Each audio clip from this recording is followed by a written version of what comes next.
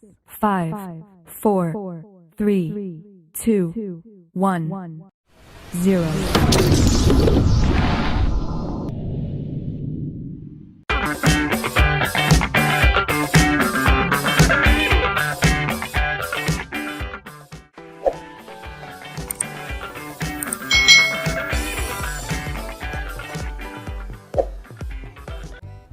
Hai.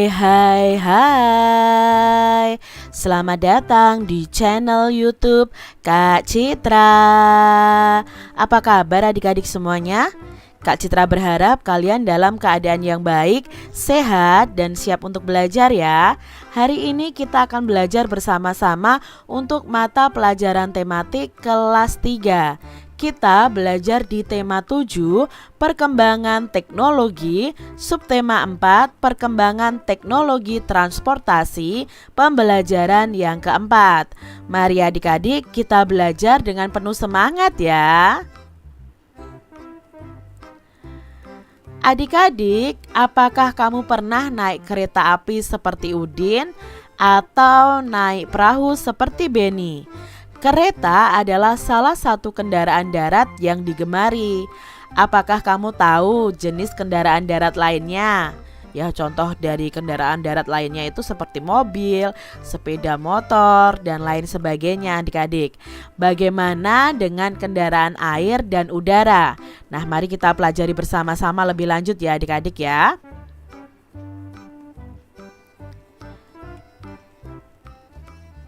Alat transportasi.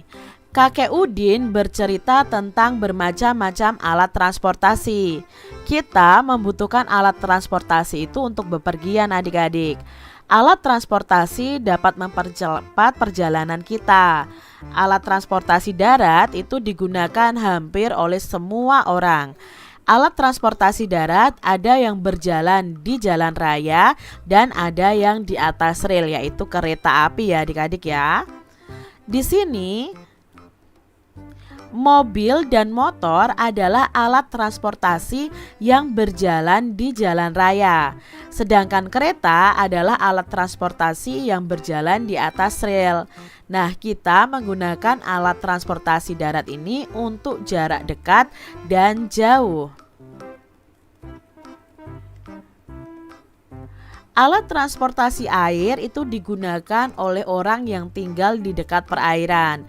Alat transportasi air itu digunakan untuk menyeberang sungai atau laut adik-adik. Alat transportasi air untuk jarak dekat itu misalnya adalah perahu yang kecil.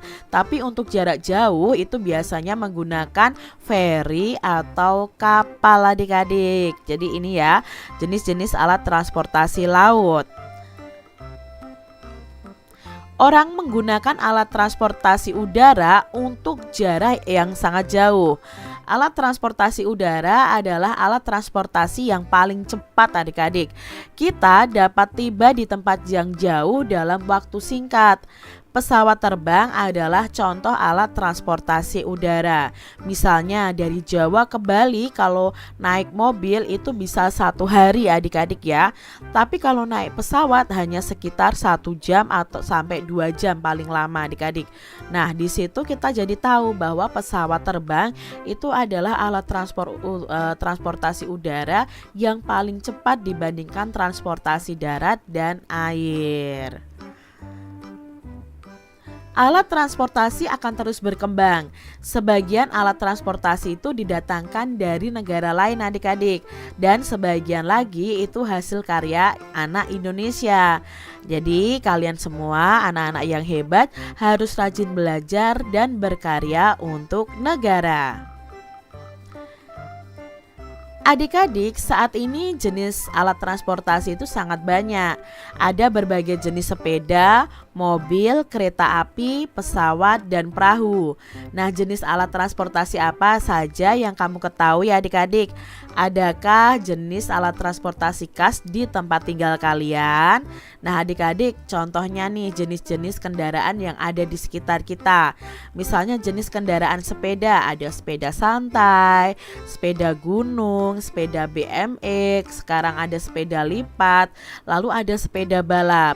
contoh jenis kendaraan mobil ya, ada bis, ada bajai, ada angkot ya, taksi, bemo dan lain sebagainya. Lalu kalau kereta api itu ada kereta api uap, kereta api diesel, kereta rel listrik ya, lalu kereta api daya magnet, kereta api monorel dan kereta api bawah tanah. Pesawat itu ada pesawat jumbo, pesawat passenger, lalu ada jet ya, mid-size passenger jets ya. Ini tergantung ukurannya nih adik-adik ya. Jadi pesawat itu banyak sekali macamnya. Kalau perahu ada kapal feri, kapal pesiar, perahu jukung, speedboat dan perahu kora-kora. Kalian bisa cari jenis-jenis kendaraan yang lainnya. Amati kembali teks alat transportasi adik-adik di buku kalian masing-masing. Coba garis bawahi kata-kata tentang transportasi, lalu buatlah kalimat dari kata yang kamu temukan. Misalnya seperti ini adik-adik, ada kata sepeda, mobil, kereta api, pesawat, dan perahu. Nah, kalimatnya dari kata sepeda, sepeda merupakan alat transportasi darat, misalnya seperti itu. Lalu adik-adik bisa menggunakan kata mobil, kereta api, pesawat, dan perahu menjadi sebuah kalimat. Kalian kreasikan kalimat kalian sendiri ya. Ini hanya contoh dari Kak Citra. Adik-adik, setiap orang itu memiliki alat transportasi yang disukai. Setiap orang juga memiliki alat transportasi yang tidak disukai. Nah, apakah kamu dapat memaksa temanmu menyukai alat transportasi yang tidak disukainya? Tentunya kita tidak boleh memaksakan pendapat kita kepada teman kita, adik-adik. Apa yang akan terjadi jika kamu memaksa? Nah, bisa saja terjadi pertengkaran. Apa yang akan terjadi jika kamu tidak memaksa? Nah, kalau kita tidak memaksakan kehendak kita kepada teman kita, ya akan tercipta kerukunan. Tapi kalau memaksa, malah akan terjadi perpecahan dan pertengkaran adik-adik. Nah, pentingnya menghargai perbedaan. Dengan menghargai perbedaan yang ada mulai dari suku, budaya, agama, derajat, pekerjaan, dan lain sebagainya, maka ini akan menjadi cara yang baik untuk menciptakan persatuan yang tetap utuh meski ada banyak perbedaan dalam bangsa Indonesia. Jadi kita harus menghargai perbedaan yang ada. Udin menyampaikan perasaannya kepada kakek. Ia merasa aman menggunakan alat transportasi darat. Ia takut menggunakan alat transportasi air. Nah, Udin belum pandai berenang. Kakek sangat memahami perasaan Udin. Kakek mengajak Udin dan Mutiara untuk berenang. Nah, kakek ingin melatih Udin untuk berenang adik-adik. Udin dan Mutiara sangat senang pergi ke kolam renang. Mereka menunggu kakek membeli tiket. Mereka membaca peraturan yang ada di dekat loket tiket. Nah, di sini ada peraturan ya adik-adik di dalam kolam renang. Jagalah keselamatanmu dan keselamatan orang lain. Nah, ini peraturannya yang pertama, tidak sakit kulit, sakit mata, dan sakit yang menular. Gunakanlah pakaian renang, lalu tidak membawa makanan ke dalam kolam, tidak membawa binatang peliharaan, membilas anggota tubuh sebelum berenang, tidak meludah dan buang air kecil di dalam kolam, lalu tidak memakai alas kaki ke dalam area kolam, tidak berlarian di tepi kolam, tidak melompat ke dalam kolam, dan tidak bermain-main di dalam kolam. Ini peraturan yang dibaca oleh Udin dan Kak Mutiara. Kakek sangat senang bahwa Udin dan Mutiara itu membaca peraturan kolam renang. Kakek berpesan agar Udin dan Mutiara ini menaati peraturan itu. Dengan menaati peraturan di kolam renang, kita ini sudah menjaga keselamatan diri kita dan orang lain. Adik-adik, menurutmu apakah peraturan-peraturan itu berkaitan dengan menjaga keselamatan orang lain? Coba ambil satu peraturan kolam renang tadi, lalu jelaskan mengapa ada peraturan itu dan bagaimana jika kita melanggarnya. Contohnya nih adik-adik, misalnya tadi peraturannya ada tidak sakit kulit, sakit mata, dan sakit menular. Penjelasannya apa? Orang yang sakit itu dapat menularkan penyakitnya melalui air kepada orang lain. Otomatis orang lain bisa tertular nih penyakit kita. Jadi adik-adik tidak boleh ya, kalau peraturannya tidak boleh sakit kulit, tidak boleh sakit mata, dan sakit menular, ya jangan berenang dulu. Yang kedua, contoh peraturannya adalah gunakanlah pakaian renang. Penjelasannya apa? Pakaian renang ini dibuat dengan tujuan untuk mempermudah gerakan renang. Yang ketiga, tidak membawa makanan ke dalam kolam. Nah, makanan yang masuk ke dalam air kolam akan mengakibatkan air di kolam renang itu menjadi keruh dan kurang bersih. Yang keempat, tidak membawa binatang peliharaan. Nah, binatang peliharaan itu dapat mengganggu aktivitas orang lain di kolam renang.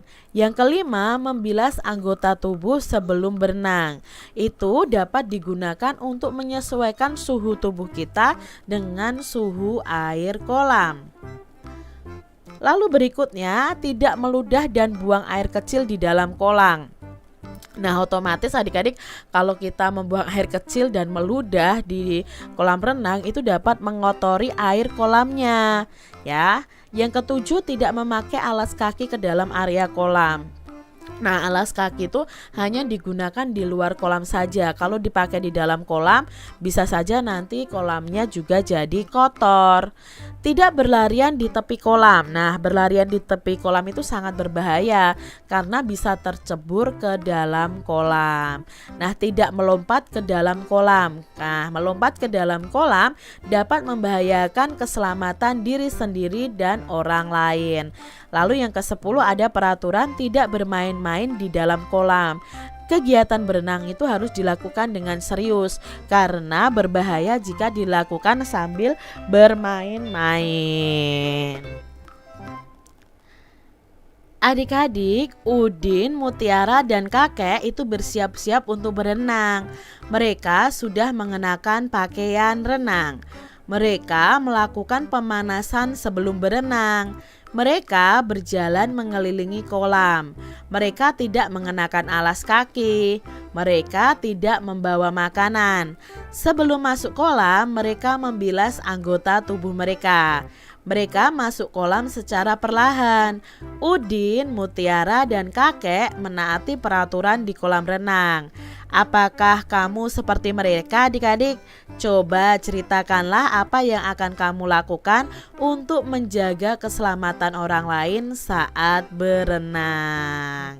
Demikian tadi adik-adik pembahasan kita di tema 7 subtema 4 pembelajaran yang keempat. Semoga video pembelajaran ini bermanfaat ya untuk adik-adik semuanya.